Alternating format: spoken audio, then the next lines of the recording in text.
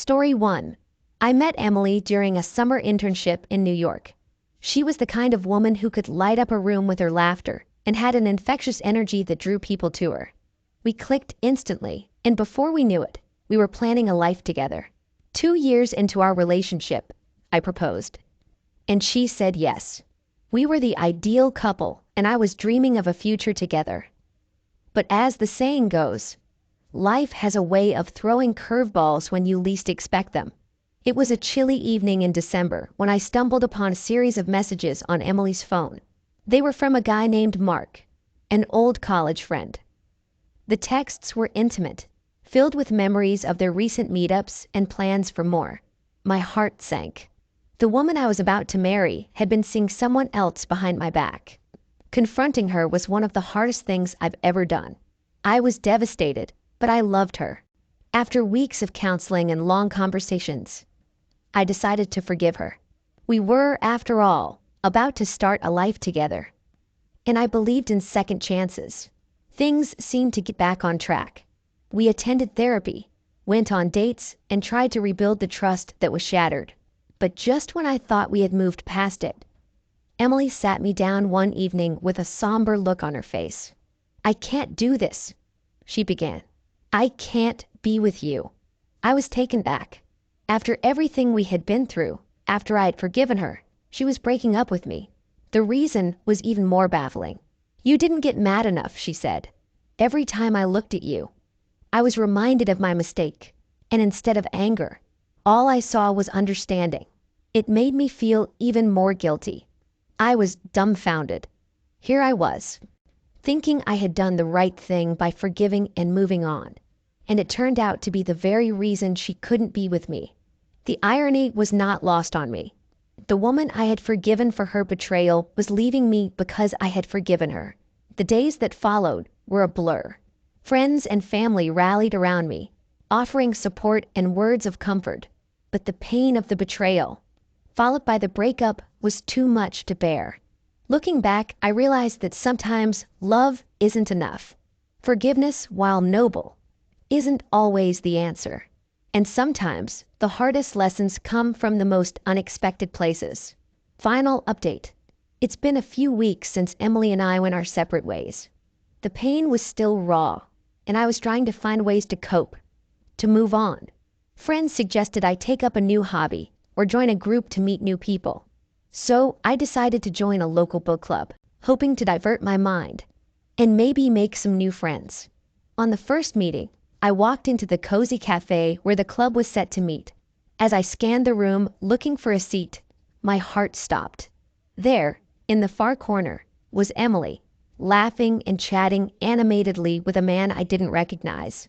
They looked close. It was too much to process. I wanted to confront her, to ask her if this was the real reason she left. But instead, I took a deep breath and quietly slipped out of the cafe. Later that night, a mutual friend confirmed my suspicions. Emily had been seeing this guy for a while. They had met at a work conference a few months back and had grown close. The story about me, not getting mad enough, was just a cover, a way to ease her guilt and make the breakup seem less cruel. The realization was like a punch to the gut. Not only had she cheated and lied about it, but she had also manipulated my emotions, making me feel like I was the one at fault. I've learned the hard way that sometimes people aren't always what they seem. And while forgiveness is a virtue, self-respect is equally important. I deserve better, and I'm determined to find it. Story 2. Hey, Reddit. I'm reaching out because I genuinely don't know how to process what I've discovered. I always believed that my marriage was rock solid. My wife and I have been together for over a decade, weathered storms, celebrated highs, and supported each other through the lows.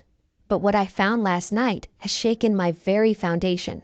After a long day at work, I decided to sort through our shared home office. We've been meaning to declutter for months, and I thought I'd surprise her by starting the process. As I was organizing, I stumbled upon a hidden compartment in the back of one of the drawers. Curiosity got the better of me, and I opened it. Inside, I found a stack of letters, all meticulously tied together with a red ribbon. They were handwritten, sealed, and each one was dated. The dates spanned over the past 2 years. What truly made my heart drop was the realization that these letters were all addressed to my wife. But they weren't from me. The signature at the bottom of each. Our next-door neighbor, a man I've considered a close friend for years. We've shared countless barbecues, watched games together, and even went on a joint family vacation last summer. I mustered the courage to read one of the letters. The content was intimate, detailing secret rendezvous, shared dreams, and plans for the future. The weight of the betrayal is crushing. I've placed the letters back exactly as I found them. But now I'm paralyzed with indecision. Do I confront her immediately? Should I approach him first? Or do I gather more evidence? The thought of my wife, the woman I've built my life with, sharing such profound moments with someone else, especially someone I trusted, is tearing me apart. I'm lost. Reddit. Any advice or perspective would be invaluable right now. Update. Hey Reddit. First off, thank you to everyone who offered advice and support on my last post. I took a deep breath and decided to confront my wife about the letters. Her reaction was unexpected. She looked genuinely shocked when I presented the letters to her. After a long pause, she began to explain. According to her, these letters were a form of role-playing between her and our neighbor.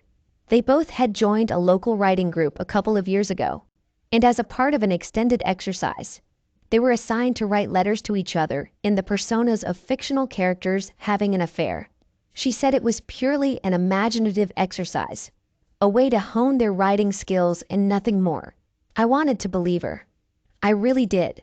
And part of me does because the idea of them actually being together seems so surreal. But there are gaps in her story that don't add up. Why hide the letters in such a secretive compartment? Why not mention the writing group or this exercise to me before? I'm torn. Reddit. On one hand, I want to trust my wife, believe in the foundation we've built over the years. On the other, there's this nagging doubt that refuses to go away.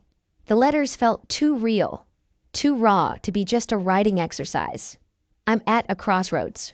Do I dig deeper? Perhaps talk to other members of this writing group? Or do I try to move past this, accepting her explanation and working on rebuilding trust? Final update.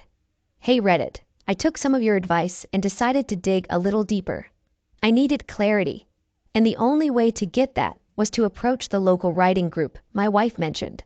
I managed to get in touch with the head of the group, a lovely lady named Mrs. Brown. We met for coffee, and I explained the situation to her, showing her the letters as discreetly as I could.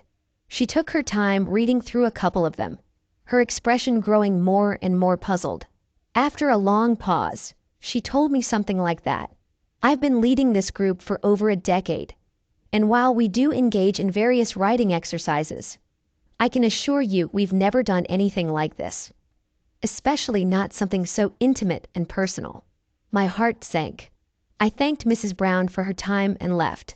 It was clear now that my wife had lied to me. The letters weren't a harmless exercise. They were real. The trust we built over the years feels shattered. I'm contemplating my next steps, considering therapy or even a temporary separation to clear my head. Thank you for being there throughout this. Any further advice on how to cope and move forward would be greatly appreciated. This story is over. What do you think about the story? What's your tips? Leave your thoughts in the comments below. And if you have any similar experiences or stories to share, we'd love to hear them.